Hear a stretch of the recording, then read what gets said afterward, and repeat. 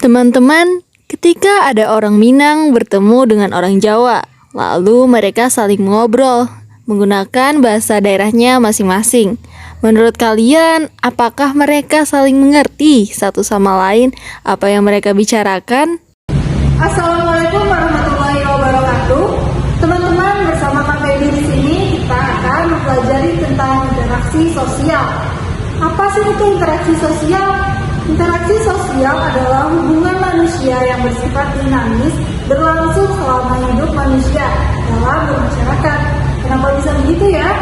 Karena interaksi sosial memenuhi makhluk sosial, yaitu manusia tidak dapat hidup tanpa bantuan orang lain. Nah, teman-teman, pada kali ini kita akan mempelajari mengenai pengertian interaksi, ciri-ciri interaksi, dan juga syarat-syarat interaksi. Yang pertama yaitu interaksi sosial adalah hubungan antar manusia yang timbal balik diwujudkan oleh adanya aksi dan reaksi. Di sini perlu digarisbawahi aksi dan reaksi, yaitu suatu interaksi sosial dapat terjadi jika adanya aksi dan reaksi. Contoh interaksi sosial itu apa aja ya? Contohnya itu ketika guru di dalam kelas bertanya dan murid menjawab. Guru bertanya menjadi aksi, sedangkan murid menjawab itu sebagai reaksi. Tapi jika telepon tidak terjawab, itu bukan termasuk aksi dan reaksi atau bukan termasuk interaksi sosial. Nah, pada materi selanjutnya, kakak akan menjelaskan tentang ciri-ciri dari interaksi sosial. Ada apa aja ya?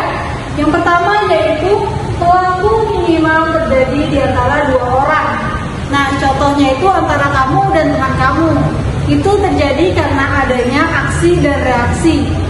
Karena jika terjadi satu orang, itu merupakan bukan interaksi sosial karena tidak adanya hubungan dengan orang lain. Bisa nggak ya interaksi sosial terjadi di banyak orang? Bisa. Nah, contohnya aja pada guru di dalam kelas, guru sebagai individu dan murid sebagai kelompok. Contoh lainnya yaitu ketika pertandingan sepak bola, kelas A melawan kelas B, itu termasuk interaksi antara kelompok dengan kelompok. Yang kedua yaitu ada ciri memiliki simbol. Dapat kita ketahui memiliki simbol di sini yaitu menggunakan bahasa. Simbol merupakan syarat utama, yaitu agar kita bisa mengerti apa yang dimaksud dengan orang lain. Contohnya saja pada video di awal tadi, jika kita menggunakan bahasa daerah yang tidak dimengerti lawan bicara, maka pesan yang disampaikan tidak akan tercapai. Jadi caranya dengan menggunakan bahasa Indonesia, yaitu bahasa yang dapat dimengerti satu sama lain. Ciri-ciri yang ketiga yaitu memiliki dimensi waktu. Dimensi waktu di sini apa sih artinya? Dimensi waktu di sini yaitu interaksi sosial terjadi pada waktu-waktu tertentu, seperti pada hari ini, besok, atau nanti. Syarat yang ciri-ciri yang terakhir yaitu adanya tujuan. Setiap interaksi pasti memiliki tujuan yang ingin dicapai.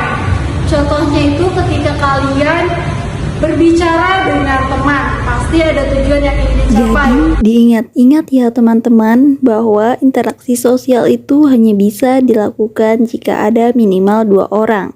Jika sendiri bukan interaksi sosial. Lalu interaksi sosial harus dilakukan dengan menggunakan simbol-simbol yang saling dimengerti, memiliki waktu dan bertujuan. Nah, selanjutnya kita akan mempelajari tentang syarat-syarat interaksi. Kenapa ya harus ada syarat? Karena semua hal yang ada di masyarakat tidak semuanya berlaku sebagai interaksi sosial.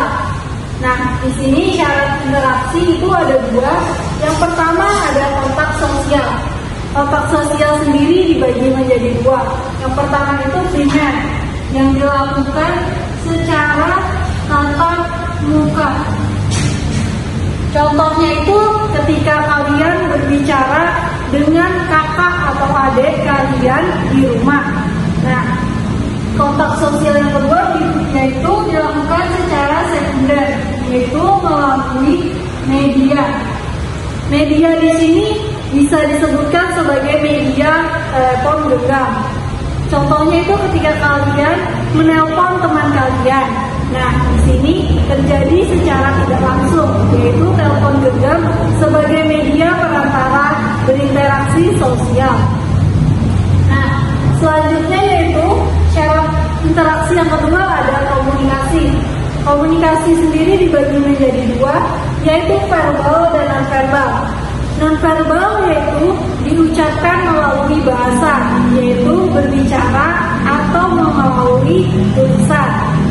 Sedangkan non-verbal yaitu dilakukan dengan isyarat, baik isyarat tangan maupun isyarat mata. Nah, bagaimana teman-teman? Bisa kita pahami bukan? Jadi syarat-syarat interaksi itu ada dua. Yang pertama, kontak sosial yang bisa dilakukan dengan primer atau sekunder, atau syarat komunikasi yaitu dilakukan dengan verbal dan non-verbal. Nah, teman-teman, bagaimana materi interaksi kali ini? Sangat mudah bukan? Sampai di sini materi interaksi sosial. Semoga teman-teman dapat memahami materi kali ini. Sekian dan terima kasih. Sampai jumpa di video selanjutnya. Wassalamualaikum warahmatullahi wabarakatuh.